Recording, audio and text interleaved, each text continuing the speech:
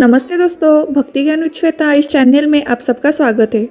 तो दोस्तों, आज हम जानेंगे कि नारद मुनि जहाँ भी जाते हैं बस नारायण नारायण ही क्यों कहते हैं। चलिए वीडियो को स्टार्ट करते हैं। नारद मुनि जहाँ भी जाते थे बस नारायण नारायण कहते रहते थे। नारद जी को तीनों लोकों में जाने की छूट थी। वो आराम से कहीं भी आ जा सकते थे। एक दिन उन्होंने देखा कि एक किसान परमानंद की अवस्था में जमीन की कुछ काम कर रहा था। नारद जी को यह जानने की उत्सुकता हुई कि उसके आनंद का राज क्या है। जब नारद जी उस किसान से बात करने पहुंचे तो वो किसान अपने काम में बहुत व्यस्त था कि उसने नारद जी पर ध्यान ही नहीं दिया। दोपहर के समय उसने काम से थोड़ा विराम लिया और खाना खाने के लिए एक पेड़ के नीचे बैठ जाता है। उसने बर्तन खोले जिसमें थोड़ा सा ही भोजन था। उसने सिर्फ 3 बार नारायण नारायण कहा और खाने लगा। दोस्तों, आप जिस पल जीवन के एक आयाम से दूसरे आयाम में जाते हैं उस समय अगर आप सिर्फ अपनी जागरूकता का कायम रख पाते हैं तो आपको मुक्ति मिल सकती है। किसान अपना खाना नारद जी के साथ बांटना चाहता था, मगर जाति व्यवस्था के कारण नारद उसके साथ नहीं खा सकते थे। नारद जी ने पूछा, तुम्हारे इस आनंद की वजह क्या है? किसान बोला, हर दिन नारायण अपने असली रूप में मेरे सामने आते हैं। मेरे आनंद का कारण बस यही है। नारद जी ने उससे पूछा, तुम कौन सी साधना करते हो? किसान बोला, मुझे कुछ नहीं आता, मैं एक अज्ञानी अनपढ़ आदमी हूँ।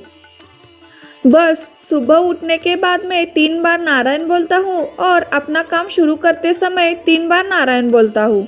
अपना काम खत्म करने के बाद मैं फिर 3 बार नारायण बोलता हूँ। जब मैं खाना खाता हूँ तो मैं नारायण बोलता हूँ और जब मैं सोने जाता हूँ तो भी मैं 3 बार नारायण बोलता हूँ। नारद जी ने गिना कि वह खुद स्वयं 24 घंटे में कितनी बार नारायण बोलते हैं। नारद जी स्वयं लाखों बार ऐसा करते थे, मगर फिर भी उन्हें नारायण से मिलने के लिए वैकुंठ तक जाना पड़ता था, जो बहुत दूर था। लेकिन खाने, हल चलाने या बाकी कामों से पहले सिर्फ 3 बार नारायण बोलने वाले इस किसान के सामने नारायण वही प्रकट हो जाते थे।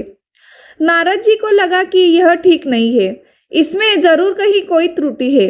उसके बाद नारद स्वयं वैकुंठ पहुंच गए और उन्होंने विष्णु से पूछा, मैं हर समय आपका नाम जपता रहता हूँ, मगर आप मेरे सामने नहीं प्रकट होते। मुझे आकर आपके दर्शन करने पड़ते हैं, मगर उस किसान के सामने आप रोज प्रकट होते हैं और वो परमानंद में जीवन बिता रहा है। उसके बाद श्री विष्णु जी ने नारद की ओर देखा और लक्ष्मी जी को कहा कि तेल से भरा हुआ एक बर्तन लाने को। उन्होंने नारद से कहा, पहले आपको मैं एक काम करना पड़ेगा।